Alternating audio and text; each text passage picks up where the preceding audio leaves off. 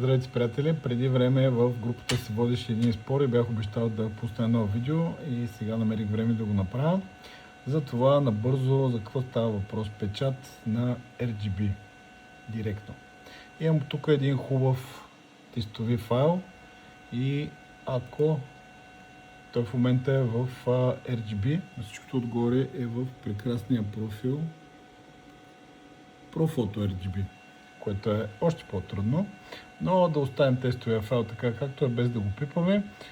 Набързо го обръщам в цмик, предполагам, че виждате как хубавите приливки и цветове се загубват, така че аз не променям нищо по файла и го пускам на принтера. След малко ще покажа и печата.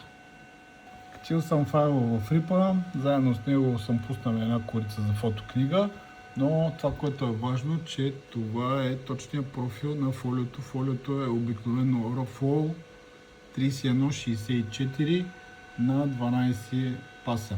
И двата файла са RGB.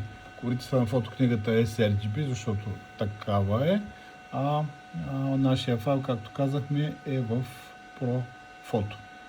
Пускаме за печат и да видим резултата. Така, принтера е Epson ShowColor 80610L. За мен това е най-добрият солвентен принтер, който е правен. Аз ползвам само принтери Epson и не мога да кажа за другите, но опита ми показва това. Принтера има много цветове.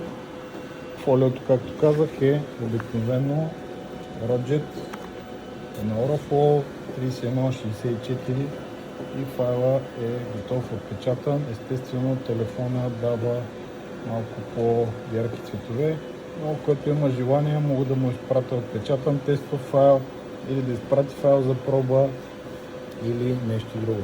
Така че моят опит 15 години казва така: RGB не е проблем за хубав принтер и хубав рип.